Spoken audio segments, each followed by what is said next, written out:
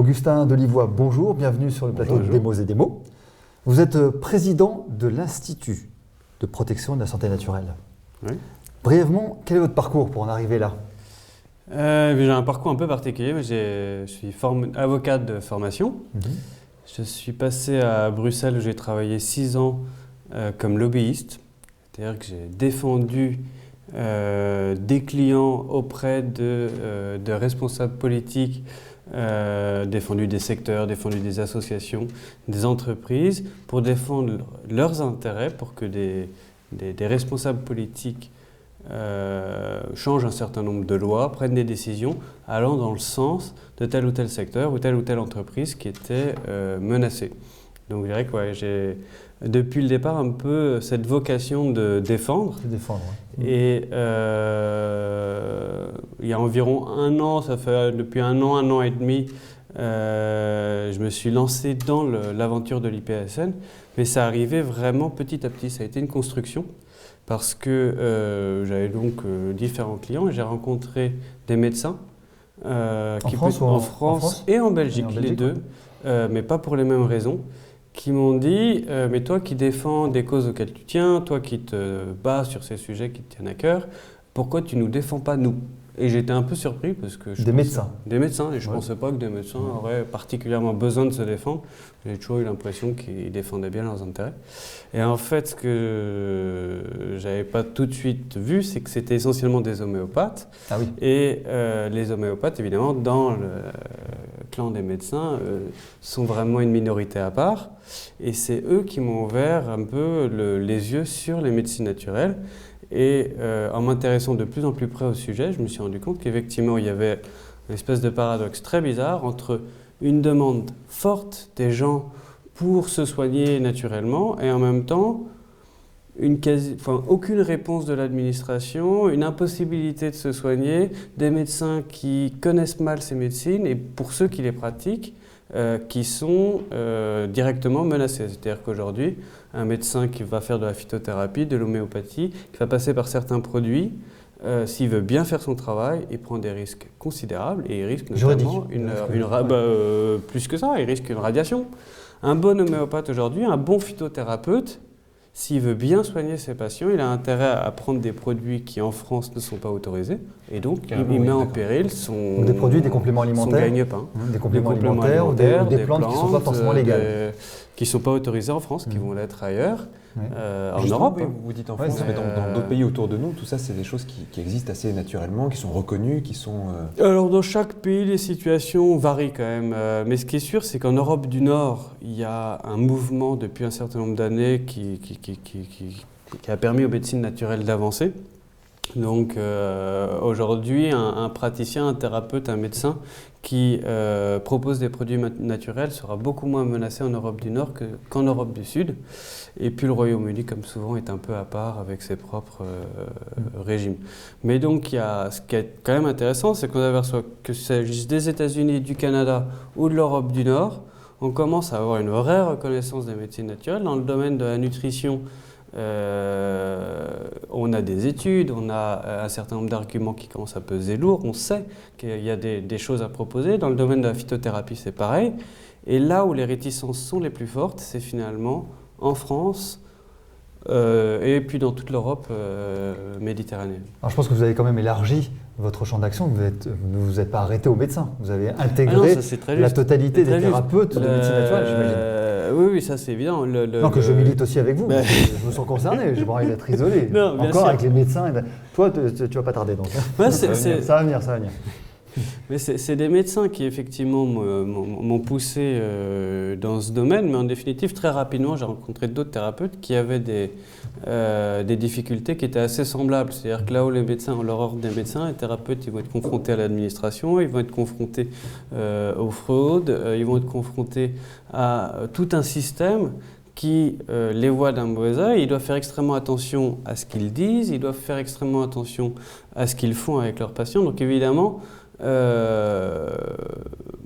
et puis évidemment d'un thérapeute à l'autre en fonction de la reconnaissance ou non qu'a sa profession, les risques ne sont pas les mêmes. C'est-à-dire qu'évidemment, un ostéopathe aujourd'hui, c'est une profession reconnue, donc il court beaucoup moins de risques qu'en 1995, quand ça ne l'était pas. Un naturopathe aujourd'hui, il n'est absolument pas reconnu. Pourtant, il y a des écoles de naturopathie, il y a tout un courant aux États-Unis qui a vraiment acquis ses lettres de noblesse. En France, en Belgique, c'est entre deux. En Europe, de manière générale, le naturopathe est non seulement pas très bien vu, mais en plus, il prend des risques finalement pour faire le métier. Mais il y a quand même un statut en Allemagne avec les Heilpraktiker. Les Heilpraktiker ont un statut. C'est pas un modèle pour le reste de l'Europe? C'est très intéressant ce qu'ils ont fait en Allemagne parce que les Heilpraktiker, ils ont une formation qui est reconnue. Et donc effectivement, là, il y a quelque chose à creuser. On en revient un petit peu à cette idée que l'Europe du Nord a pris de l'avance. C'est qu'effectivement, il y a des professions qui ont été reconnues et les Heilpraktiker, ils ont, ça a vérifié, mais ils doivent avoir une formation de 2 ou 3 ans et ils ont une position… Ça peut même monter jusqu'à 4 ans. Sur certains. Mais c'est au minimum. Au minimum 2 ou 3 ans et qui leur permet d'avoir vraiment au sein du système de santé une position intermédiaire, c'est-à-dire qu'ils vont prendre les patients ou les consommateurs de santé sur tout ce qui est prévention, en première intention. Voilà.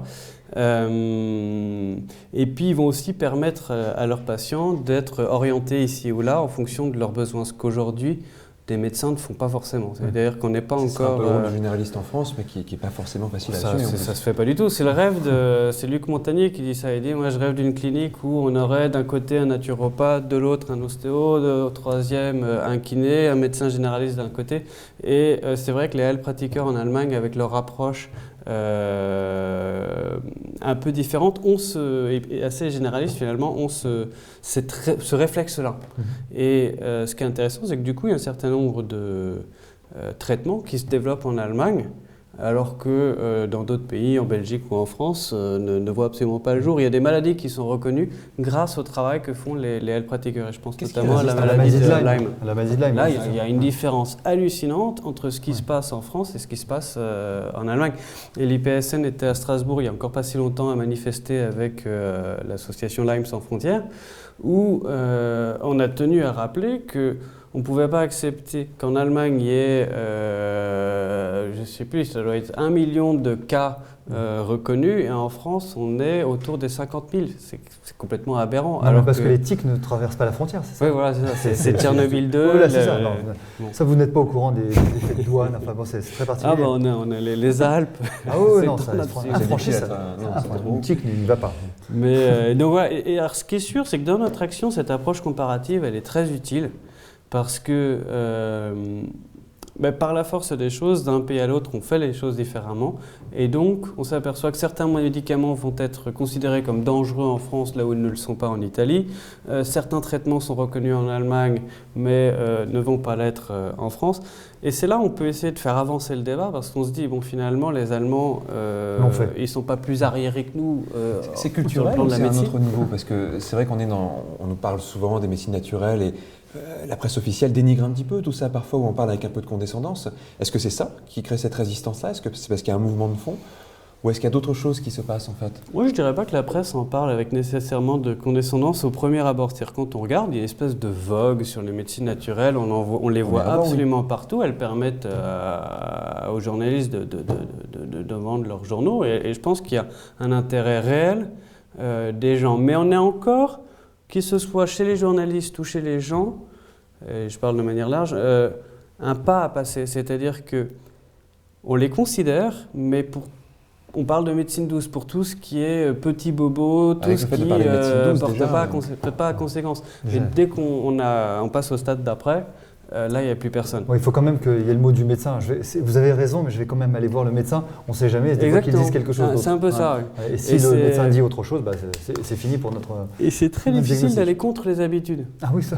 Ce côté, mais que va dire mon médecin? Et puis, si mon médecin ne me donne pas tel médicament, qu'est-ce que je fais? Et on a l'impression que finalement, on s'est tellement habitué en 50 ans à dépendre et du médecin et de l'industrie pharmaceutique qu'au-delà même du jeu de lobby que fait l'industrie, il y a aussi tout un travail de prise de conscience à faire sur le terrain. Et c'est la raison pour laquelle dans les actions qu'on a décidé de mener dès le départ, il y a eu un bras information, conférences, faire venir des gens, des scientifiques, chacun reconnu dans leur domaine, pour qu'ils expliquent clairement ce qu'eux avaient découvert et comment ce que dans le domaine de la nutrition, de la phytothérapie, de la médecine chinoise, on a aussi des études largement aussi sérieuses que pour, voire souvent bien plus que pour des médicaments, mais sauf que les gens ne le savent pas. Donc il y a vraiment, je dirais que dans ce combat quand même qu'on mène pour les médecines naturelles, l'information est une arme très importante et ce qui peut permettre à ces médecines naturelles d'émerger, c'est de faire en sorte qu'on ait des têtes de gondole dans chacune des disciplines qui parlent de manière très claire. On s'appuie aussi des leaders d'opinion ouais. Et puis des gens reconnus. C'est-à-dire qu'il nous faut des ponts. Ça va être nous, dans notre comité d'éthique et le comité scientifique, on va travailler avec des gens comme le professeur Joyeux, des gens comme Jean-Marie Pelt, des gens qui ont acquis au fil des années une vraie reconnaissance à la fois sur le plan institutionnel et qui en même temps sont capables de parler au grand public de manière simple et claire. Donc votre boulot, si j'ose dire, ce serait de créer un lobby donc des médecines complémentaires et alternatives et de les confronter ou de les associer à la médecine conventionnelle? Notre boulot, c'est de remettre le patient dans les discussions. Au centre de la discussion. Au centre de la discussion. C'est-à-dire que de la même manière que chez les médecins ont un travail, les thérapeutes de manière générale, mais je le dis vraiment pour les médecins, parce que les thérapeutes le plus souvent ils le savent, il y a un travail pour remettre leurs patients au cœur de leur traitement et de leur réflexion. De la même manière, au niveau politique, on ne peut pas continuer à réfléchir et à penser notre système de santé sans se soucier de savoir pour qui il est fait. Et il y a un moment, ça paraît... pourtant, c'est basique. Hein. C'est basique. Ça devrait être l'évidence.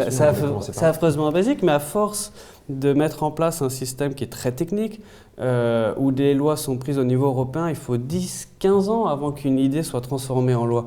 Aujourd'hui, pour avoir une mobilisation citoyenne qui tient aussi longtemps, comment on fait? Qui est capable, pendant 15 ans, d'avoir des gens présents à chacune des discussions au Parlement européen, auprès de la Commission européenne, pour s'assurer que véritablement le texte qu'on a mis en place il y a quelques années continue à aller dans le sens du patient. C'est une question un petit peu naïve comme ça, mais on parle souvent d'harmonisation européenne, etc. Et pourtant, il y a toutes ces disparités. Ça paraît assez paradoxal, non ? Bon, je sais pas, moi c'est vrai que le terme harmonisation européenne, il me fait un peu hérisser les cheveux, mais au sens où... Non, et à la fois, moi je suis parti à Bruxelles par engagement. Je croyais en l'Europe et j'avais envie... Pourquoi est-ce que j'ai voulu faire du lobbying? C'est parce que j'avais envie que l'Europe se fasse. Et je trouve que voilà, l'idée de l'Union européenne, elle est nécessaire, il faut qu'on arrive à s'entendre, etc. Ça ne veut pas dire qu'il faille absolument qu'on soit tous exactement pareils, qu'il faille tout harmoniser, tous les textes, tous les produits. Il y a un moment où, on le voit dans l'environnement, la biodiversité, elle est nécessaire, et dans les médecines, elle est archi nécessaire. On est tous différents, il n'y a pas de raison qu'on ait à se soigner tous de la même manière. Je veux dire, là encore, ça paraît relativement basique, mais ce qui est intéressant, c'est qu'en plus, c'est prouvé scientifiquement. Là, vous trouverez tous les scientifiques qui pourront vous montrer que, en fonction de la personne, on ne va pas avoir besoin des mêmes traitements.